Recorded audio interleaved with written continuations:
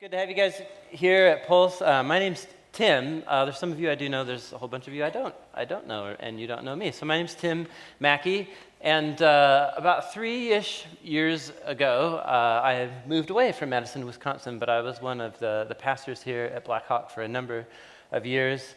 And there you go. I moved back to Portland, which is my hometown, to be a part of a young church. It was just a couple years old. In the very part of the city that I actually grew up in. And we're just trying to reach all the young people that have gone to Portland to retire, if you know the joke. Do you know that one?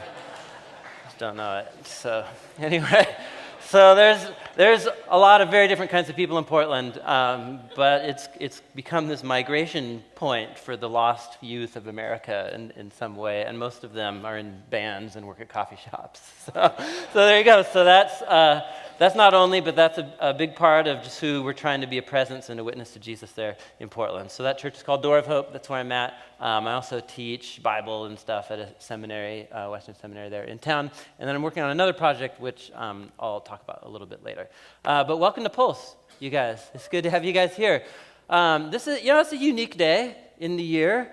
There's not too many other times and places where we get to do this, right? Where people who have this mindset and have some kind of role in your community or in your church communities that you all have. And there's lots of very different kinds of people here. But the common denominator of Pulse, right, is about connecting our creative efforts and passions and talents and connecting them and to what God is doing in our cities, in our communities, and in our church communities. That's what this is about. And so there's lots of different ways that's happening through you all, but we all care about that and want to explore more about that.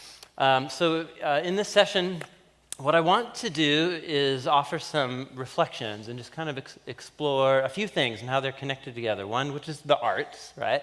Another is suffering. Another is storytelling, and how art and suffering and storytelling come together in a very powerful way through you all to communicate hope to people in your communities and in your church communities. I want to start by introducing you. If you don't know already, you need to know about these two weird British people that I'm going to show you right now. Two British artists, Tim Noble and Sue Webster. Any fans? Anybody's heard of these two? Crickets. Okay, well, you're welcome. Just in advance, you're welcome. And I just wasted an hour of your life that you're going to go spend on their website after this, because it'll take about an hour, and it's a great hour well spent. So Tim Noble and Sue Webster, they're British artists. They're not followers of Jesus at all. They live in London, and they've been a duo producing mostly sculpture art for a couple decades now. But there was one series that they did in the early 2000s, and they ran it for a couple years, and it kind of gained them national fame, and they traveled all over the world with this exhibit. It's called the Shadow series, and it's fascinating. The raw materials for this sculpture exhibit that they made was trash from the streets of London. And you just have to see it. I'm not quite sure, except let's go to the next slide. So you go to one of their exhibits, and it's all, you're like, oh, it's going to be one of these art shows, right? So you walk in, and so everything's in these rooms. So you go into a room, and it's dark, and at the center, right, it's this table. And it has like aerosol, like spray cans and all these soda cans, and it's all shot up by like BBs. Like, you're just like, what on earth is this, right? And you're standing and you're pondering, and then in the corner of the room, a spotlight turns on. What are you looking at? That's brilliant. Tell me that's not very clever.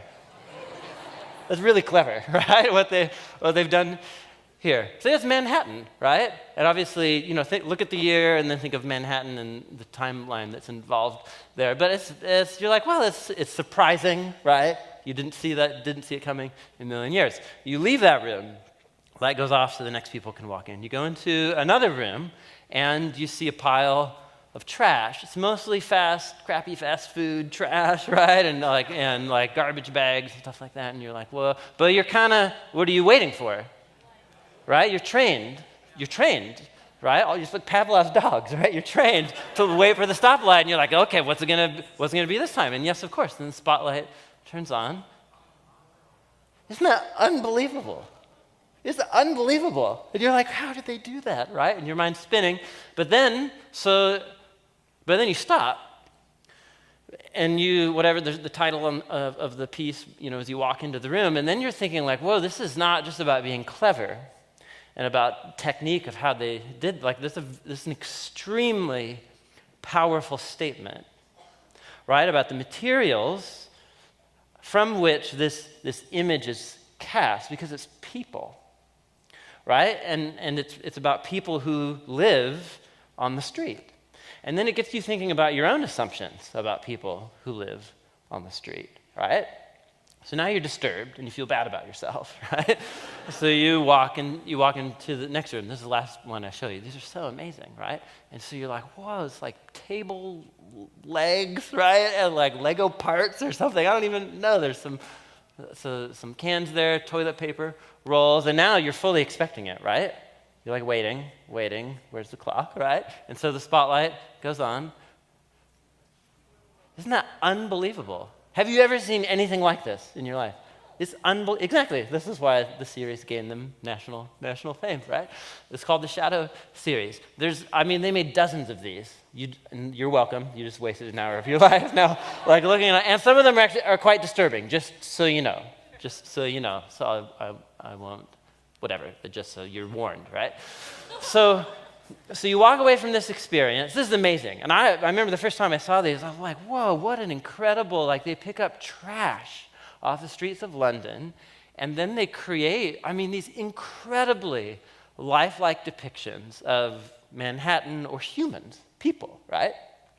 So you walk away from the exhibit, and you're thinking about your perception of people who live on the street, and you're thinking about technique, like how on earth did they make that? Did they like work with the spotlight on, right? And your mind's going there. But there's something, then to me this is the brilliance of the work. There's something that they've done to you that you almost don't even know that they've done to you.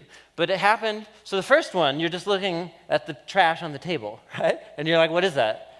There's trash on a table, right? And then the spotlight goes on, and it triggers this response of like wonder and surprise. And then, like I said, it's like Pavlov's dogs. The moment you saw the second image, what are you waiting for? You're waiting for the spotlight. And by the third one, you enter, right, the exhibit, and you look at the sculpture, fully expecting and knowing that this is meaningful in some way, right? They've trained you. It's just 3 things I showed you, and your minds were already trained to do that. And there's a million things going on in their work that we could explore, but actually, I just want to focus on that one right there. So look at what they did to you in just a few images, right? They exposed an assumption that you have, right? You look at these amalgamations of trash and rubbish, and you're like, oh, it's trash and rubbish, whatever. It's from the streets of London, right? Or Madison or Portland or whatever. And so like I see that kind of stuff all the time. And then what they do, they play on your assumption, right? They play on this thing that you know that there's nothing of value here. And then in a moment of surprise, they reverse that assumption on you completely.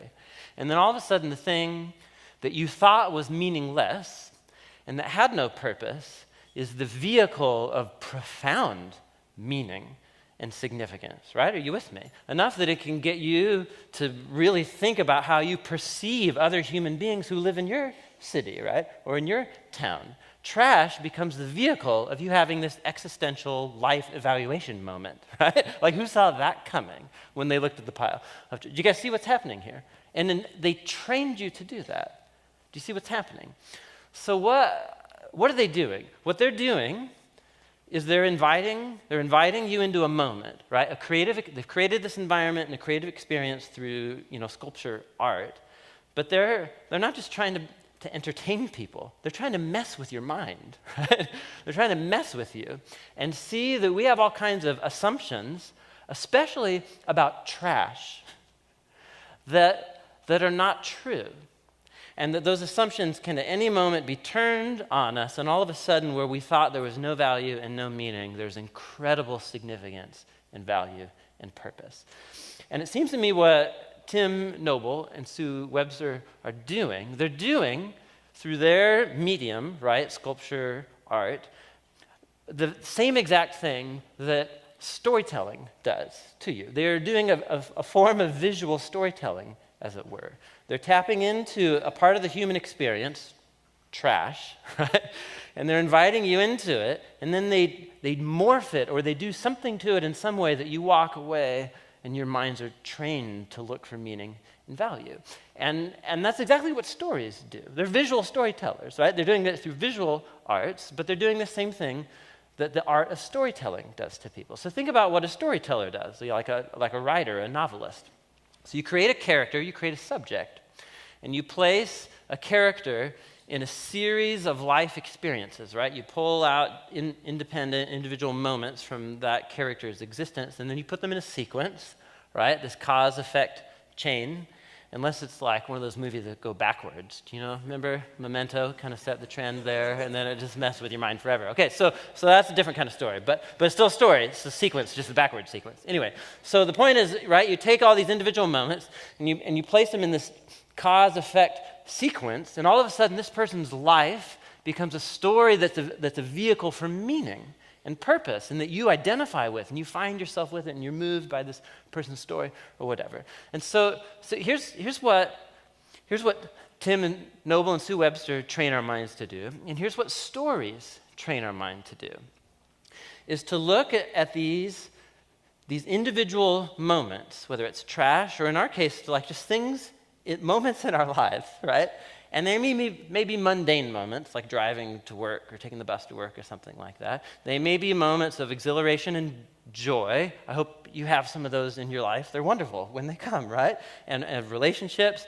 And then also in any good story, there's also moments of challenge and of hardship and of pain. In a meaningful character, in a meaningful story, there's almost always some challenge that they have to overcome. But that challenge or that pain or that hardship it's like the crucible, right, of their story. And the art of storytelling is teaching you to see that the moments of mundane and exhilarating and painful experiences all have meaning. They're all the vehicle of significance and purpose in the course of this subject's life. And you walk away from a story thinking about your own life experience, right? And you think about your moments of exhilaration, and you think about, the hell that you went through last year, right? Or the hardship, and it trains you to expect meaning. Are you with me here? This is what they're doing through their art, Tim Noble and Sue Webster. And what they're doing is what stories do to the human mind. They train our brains to see our lives not as a random sequence of events, but as a vehicle of meaning. Every part of our lives. That's what stories do. Stories train our minds to see even the parts that you want to discard, right, or forget about because they were either boring or they just hurt and they were horrible. Stories train our minds to see every one of those moments as meaningful contributors to the story of your life. You can do it representationally, like what the sculpture artists are doing. You can do it through storytelling. And Sven, there's an American essayist. He's an essay writer named Sven Burkertz. And why I'm quoting him, you'll see in a few minutes here. This book's amazing. But he put this in a way that was very helpful for me when I came across it years ago. He says, here's what reading stories does. Ultimately, what reading stories does ultimately is keep alive the dangerous and exhilarating idea that life is not a random sequence of moments, but a destiny. That life has a unitary pattern that we could discern for ourselves if we could somehow lay out the whole of our experience like an epic tale. The reader of stories is an explorer of causes and effects and connections through time. She does not live in the present as others do, not quite, because of the conviction that the present is known to be a moving point in the much larger story that she is living and attentive to. Now let's keep that up there. That's a dense paragraph, right? That's a nerdy, I mean, he looks like a nerd, doesn't he, right? It's a nerdy, dense, but do you see the point that he's making? Right, what stories do is they train your mind to see every part of your life, even the trashy, rubbish moments that you'd like to discard, they're not random, that they actually have an incredibly important role to play in shaping you as a character in this story, and that your story, surprise, is really meaningful.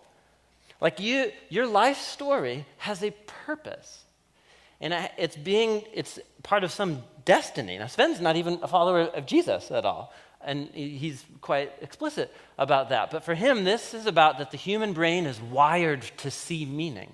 And when human beings don't have a meaning or a purpose to live for, we get lost, we get incredibly depressed. I would just look at most of America right now, right? You don't have a meaningful story to live for, and humans just wither.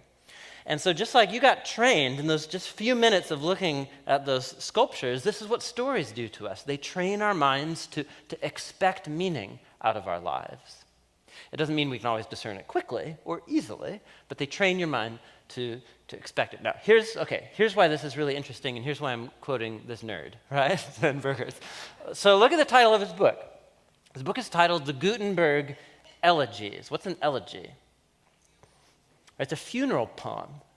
He's writing a book that's a funeral poem about the printing press, right? The fate of reading in an electronic age. So here's why this guy's super interesting and why you should go read this book. So he wrote this book in the late 90s, right? It's the surge of, right, the internet's just coming into our world and beginning to remake everything. And he wrote this prophetic kind of cultural set of essays to say, do we realize what we're going to do to ourselves, right? Because how the West, and now the whole world, through the internet, is going to begin interacting with stories and with people's lives, it's going to undo us. It's going to be our undoing for a number of reasons. And just actually, I don't have to convince you now, we're living 20 years into the world that he wrote about. So what he says is in a digital age, people read less and less and less. And if you're like, no, people read books, I'm like, dude, go talk to teenagers right now and see how many novels they're reading, right? And then there's always the geeks, I know, the chess club and that kind of thing, right? But I mean, like, just go talk to who's consuming novels by the stacks right now, you know? So nobody, that's who. So part of his whole point is that we're training the human brain through this huge cultural environment to interact with people's lives as random sequences of events with no story whatsoever. And just stop and think about it. How many of you have one of these? It's just part of life, right? You have some form of one of these. And think about how you know about your friends' lives through this medium right here. What do you know about your friends, right, and family through these mediums that we've created for relating and knowing about each other?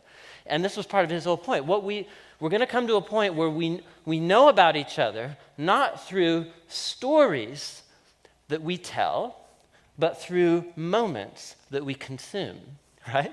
So we don't, like, just think about Instagram or something, which I love, and my people like pictures of my kids and my parents and family members, like, they want to see that stuff, and that's how we justify this whole thing to ourselves. Insta discontent is what I call it, right?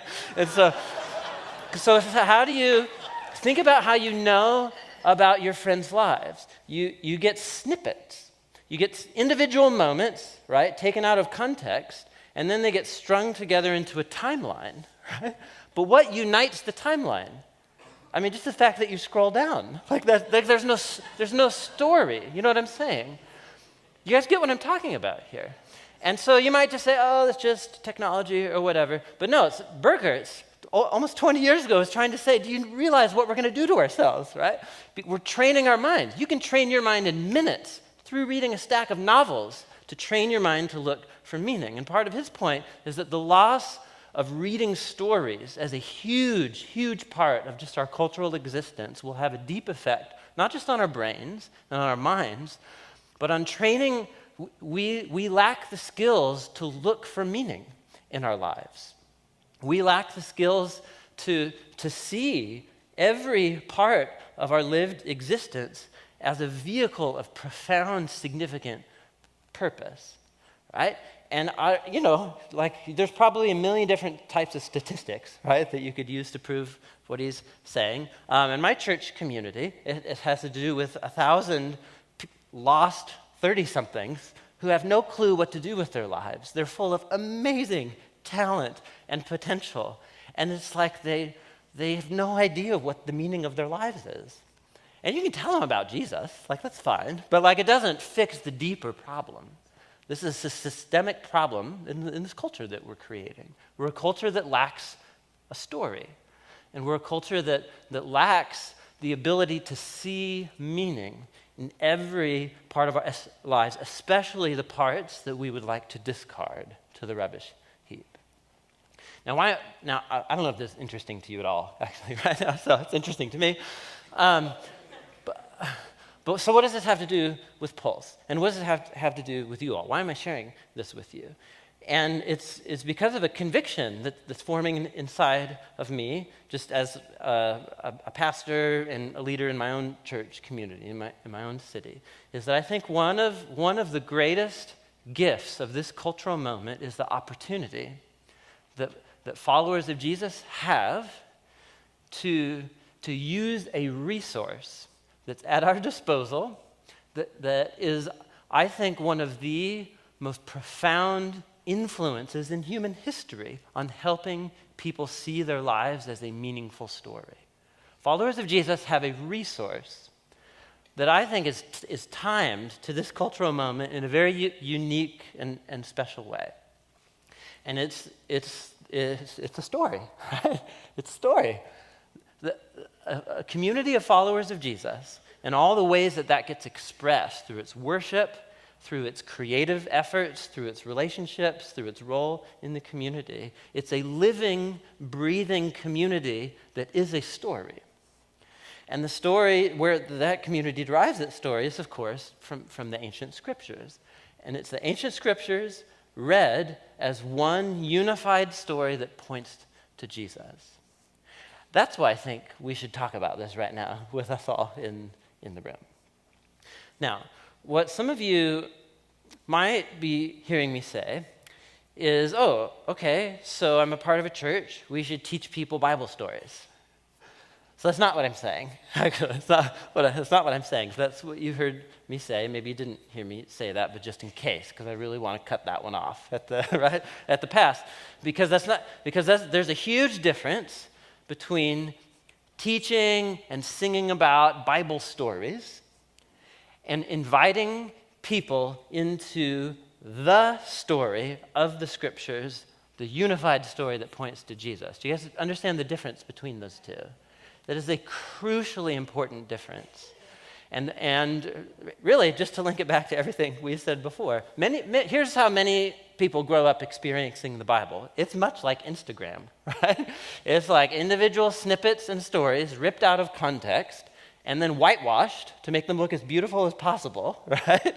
And then they're presented to you in this kind of string of whatever kind of sequence, and here, be a good person, have courage, tell the truth, don't be bad, Abraham and David and Saul and Jonah, this kind of thing. And it's like that. Are you guys with me here? This is the Bible. Yes, it's Instagram Bible. I'm not, it's exactly right. And then the stories get whitewashed.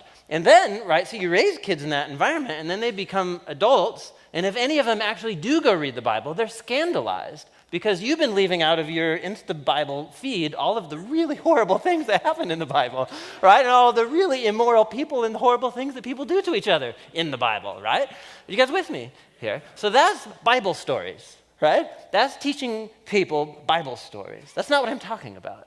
I'm talking about not just through preaching and teaching, though that's a big part of what I do. I'm talking about in a million different creative ways, inviting people into the story of the ancient scriptures that's unified and points to Jesus.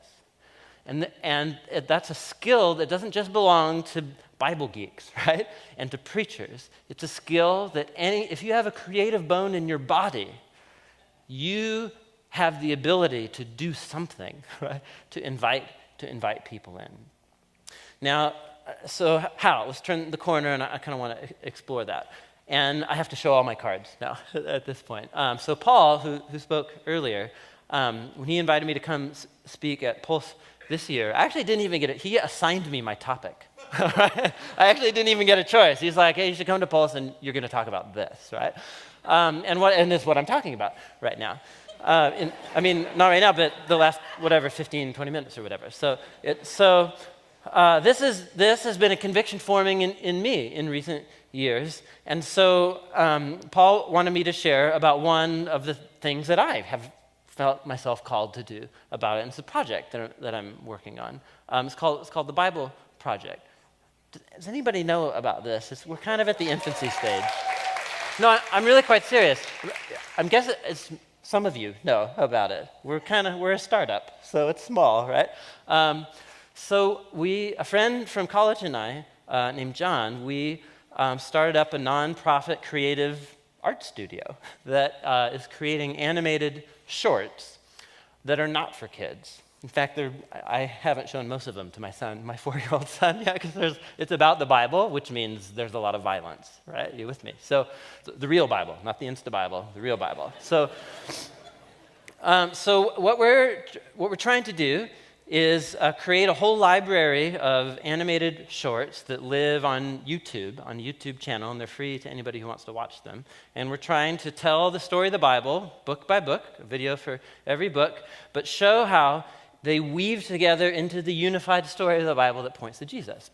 Or we're trying to create videos that take an idea that for many of us, we learn it in the abstract, like, holiness or heaven or something like that, but actually take that idea, go to page 1, and just run it all the way through that storyline, because we're trying to train people to see the Bible as a unified story, because when people are invited into that story, it's like Pavlov's dogs, right? It does something to you. It's like going to the art exhibit, right, of Tim Noble and Sue Webster. It's like reading good novels. You are training your mind to see that history has a purpose, that your life has a purpose, especially those discarded bits. You guys with me? So, do you want to see one? Okay, great. We did Genesis in 2 parts because there's a lot going on, and we didn't feel like we could do justice to it in just one video. So I'm going to show you the second part, Genesis part 2. This is the video. We'll watch it. We're walking through the book of Genesis, which is made up of these 2 main parts. And the first part begins in the garden, where we watch humanity spiral downward in self-destruction, and it ends in the Tower of Babel, where a rebellious humanity is scattered by God. Then the second part of Genesis zooms in and focuses on just one family. And right in the middle is this story that links the 2 parts of Genesis together and helps us understand what the whole book is all about. So how do we get from the Tower of Babel to the story here in the middle? Well, after the scattering at Babel, there's this genealogy, and it follows one of the tribes all the way down to this one guy named Abram. You probably know him as Abraham. And God starts making all these promises to Abraham, like he's going to bless him and give him a ton of kids. And he says that through him and his family, all the nations of the earth are now going to find God's blessing. So basically, God is trying to restore humanity back to the goodness of the garden and to his original intentions for the world. So it's like his rescue plan for humanity. And that's why the whole second half of Genesis is about this one family. And so you have Abraham, and then he has his son Isaac, who has Jacob, and then Jacob has 12 sons. And to each generation, God renews his promise to bless them and all nations through them. So because of this promise to use this family to rescue the world, it's pretty easy to read these stories as examples of how to be a good person. But actually, for the most part, this family is totally dysfunctional. So for example, let's go back to Abraham.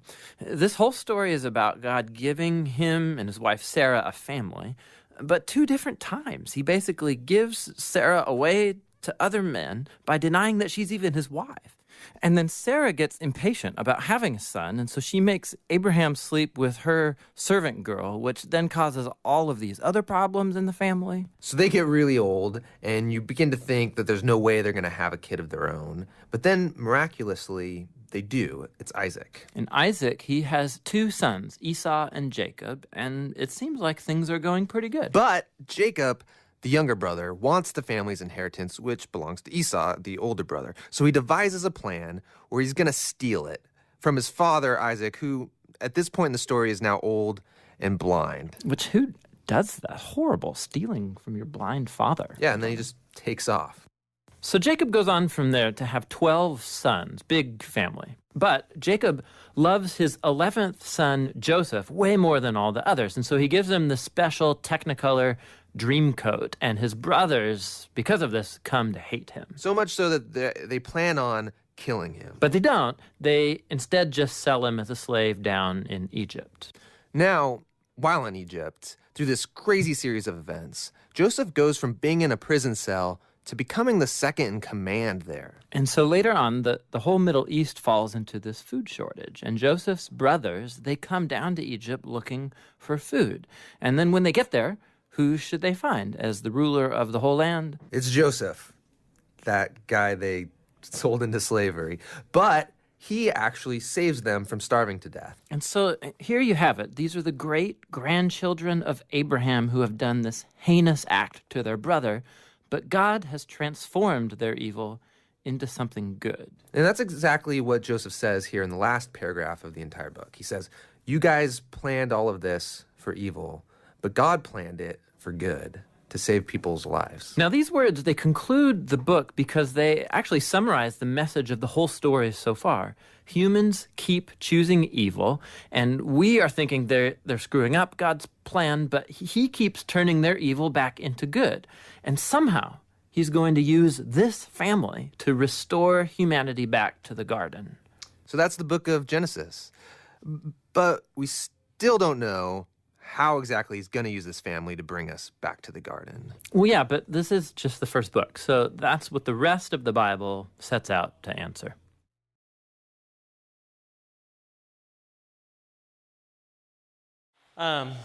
So now Paul told me to say this.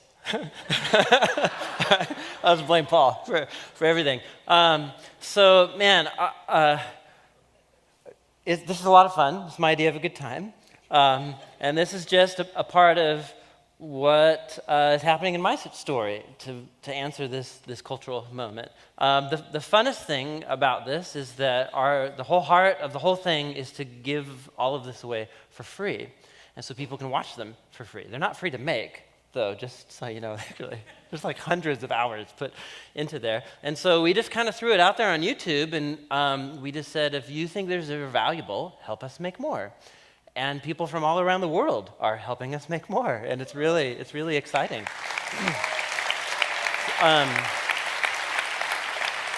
So this is the moment where even I'm feeling manipulated. You know what I'm saying? So I'm just like, whatever, go to the website. You can watch them all for free. Just Google. The easiest way to find it is Google the Bible Project, and you can go binge and watch them all or whatever. And if you feel like helping out, that's awesome, but whatever. So the whole point, but do you see what's happening there? Do you see how that's different than teaching Bible stories? Do you see the difference? It's very different. Because what you're teaching people to see the Bible as a unified story, and it's not just a handbook of moralistic tales to teach you how to be a good person. In fact, most of the people in the Bible are deeply, deeply flawed individuals. And they're characters who, because of this, they end up in these crazy circumstances, just like we all do. They end up making sometimes good decisions, sometimes really, really horrible decisions, just like all of us, right? But then, there you go. Now, where do you go from there? Right? Because what do you do with a year of your life that feels like what Joseph must have felt like rotting in prison? Right? Do you think he's feeling the warm fuzzies of God's presence and love? You know what I mean? When he's in this prison cell. Like, there are dark moments in these people's lives that we read about in the story of the Bible, just like there are very dark moments in our life story. And this is why it's so deeply important to read these stories as a unified story leading up to the story of Jesus. Because here's where this all is going, and we'll get there in video 58 or whatever, by the time we get to Jesus in the New Testament, is that what is this story actually about, right? What this story is about the human tragedy, about how God makes this beautiful world. Paul kind of talked about it earlier. And he partners with humans as co-rulers and co-creators to manage and steward and help this whole thing flourish. And we just ruin everything, right? We ruin it all because of our short-sightedness, because of our selfishness, and because we want to be God. And so we run the thing into the ground. And what is God's response? It's actually right where the video picks up. What is God's response to a world of human beings who are short-sighted and rebellious and ruining the whole thing? His response is to bless them, is to set in motion a plan to bless them, and to use as the vehicles of that plan deeply flawed individuals all the way through. And so the suffering of a Joseph, for example, is just one of the many. It's an epic tale with all these subplots that weave together through it, but all of them have these characters who go through extremely dark moments. And God never abandons his promises in those dark moments. But paradoxically, those dark moments that human evil has caused become the means by which God can create good in response to that evil. Do you see how you're being taught how to deal with your life through being immersed in these stories, right? How do you find meaning in your suffering? It's incredibly difficult unless you have some grand story that's training your brain, right? Actually training your brain to see meaning and significance in those moments. And where the whole unified story goes is this moment in the story where God is so committed to blessing this rebellious world and these broken human beings that God actually binds himself to the tragically selfish and broken human family in the person of Jesus, right? He's the center, right? We sang about it over and over this morning. Like he's the center of the whole thing. If you don't actually provide Jesus as the one who brings all of the darkness and all of the plot tensions to some kind of resolution, you're not helping people. It's Instagram, right? Insta discontent, right? And Jesus provides this moment in the story where God doesn't distance himself from our suffering, he participates in it. And you watch Jesus immerse himself into the lives of extremely sick, hurting, broken people, taking their burdens upon himself and taking their sickness and their pain into himself and healing them. And then the moment comes to this, right, this culmination of the story where God's own covenant people, it's like Joseph and his brothers. Jesus' own brothers hate him so much because of what he exposes inside of them. They do plan to kill him, and they don't sell him into slavery. They actually murder him, right? They murder him.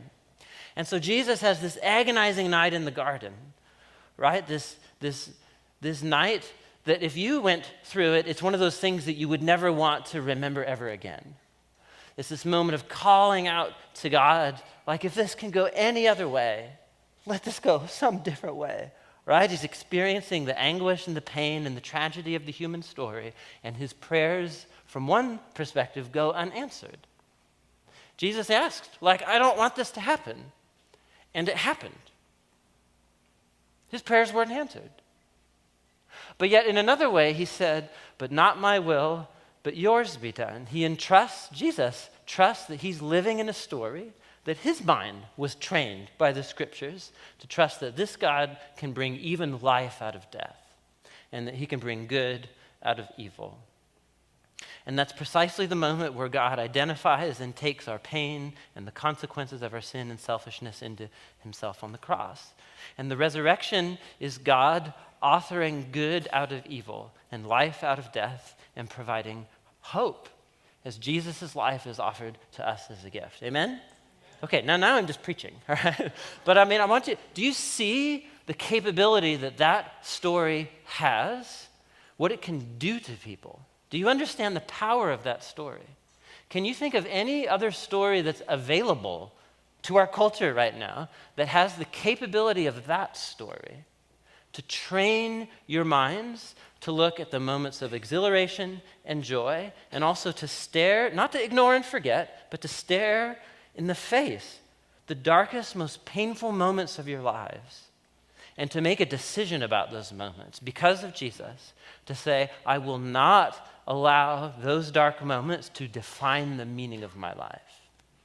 I will allow the life and the death and the resurrection as the culmination to the unified story that the scriptures tell, that is what defines the meaning of my life. And the spotlight turns on. Are you with me? Right? The Bible gives us this spotlight. And it's not that you and I immediately know the meaning of our pain and our hardship and our suffering, but it's an act of trust that just as Jesus emerged from the tomb, so one day some form of resurrection and life will emerge out of the joy and the pain of our individual stories. You guys, there's no other story like this that's available to people. The Bible Project is my way that I've discovered that I'm trying to share that with other people. But you guys, the reason why we're here, right, is because this is a group of people who have a passion about creativity and who have a passion about the arts and creativity connecting to what God is doing in the world. And I can't think of too many other things. There's some things that you look at in your life and you're like, really, is that what God's doing? Or where's God in my life? I think we can pretty much bank on this one, right? Sharing the story, right? Like we can just bank, I'm pretty sure Jesus wants us to be doing that. So why are we in this room? You may not, I can't even draw. I draw stick figures, you guys. Like that's, I just sit in a room and write and then hand it over to the artists and they go do that stuff. But this like we were saying this morning, like this is a team effort, you guys. Like think about the experience that we had together this morning, right? A room full of very different kinds of people, but we're singing. Did you guys realize we're singing a story? We're singing music, but we're singing about a story. You guys with me? We're singing about a story. The story of the scriptures as a unified story pointed to Jesus, his life. I mean, that's what we were singing about the whole time. So there's a million different ways that this story can find expression. It can find its expression through songwriting. It can find its expression through dance, for goodness sakes, right? These dancers enacting the story of confession and grace and new life. It can find its expression through something. Have you guys looked at the walls of the atrium out there? It's special for this weekend. It's the work of this Japanese printmaker, Sadao Watanabe. Do you guys know about this guy? Go stare at the walls for an hour. There you go. There's another wasted hour. Well-spent hour. Sorry, well-spent hour of your life. It's bad. I'm not doing a good job at this right now. But you get the point. So here's a Japanese follower of Jesus who uses this traditional folk style of art to recast the stories of the Bible in this beautiful, inviting, humane way that's become like internationally renowned, of people recognizing these Bible pictures, right? He's inviting people in to the story. This can happen in a million different ways. Or it may be that as a part of a community of Jesus, you have people who are trying to see the meaning in their lives in light of the story, and it's about creating spaces where people can sort out their story, right? Through writing, right? Or spilling about their life stories together. And even just because I know the majority of us who are here, we're involved in somehow architecting this thing called the Sunday gathering that Christians have been doing for a long time, right? And if you're looking for a venue to invite people into the story of the Bible, you've got one. You make it every week, right? You have an environment where people are gathered and you can sing about the story. You can read bits of the story aloud. You get to hear teaching from the story. You get to eat the story. Are you with me? Like you're doing it without even knowing that you're doing it, right? And so here's my commission to you. Like I think this is a unique cultural moment. And I think Sven Burkert is right, that one of the most important tasks that we have as followers of Jesus is in a million different types of expressions, corporately and individually, to find ways to invite people into the story of the scriptures that leads to Jesus, and to reshape and train our minds to view our lives as a part of that story. There's lots of ways you could do it, and here's just what could you do? Like what role do you play on a team, as an individual?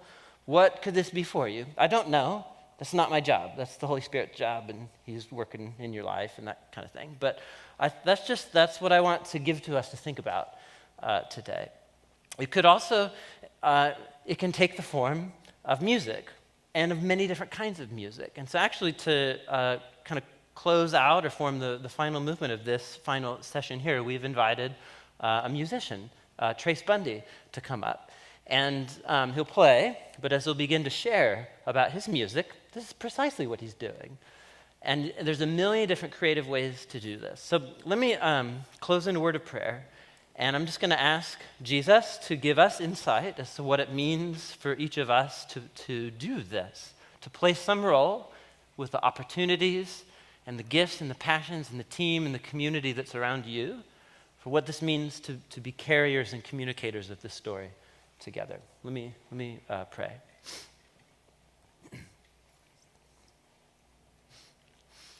Jesus, thank you for this group of people. Most of us don't know the whole of each other. We have no idea who's here, but you do. This is an expression of your body, Jesus. This is a room of people where we have been invited to see who you are and to see our life story as just one piece of what you are doing in our world. Jesus, thank you for that gift. Thank you for the gift of your love that shapes the meaning of our lives. Thank you, Jesus, for your presence by your Spirit that comes to us in moments that we would love to trash and to discard. Jesus, some of us are struggling to find meaning in the hardships that face us right now.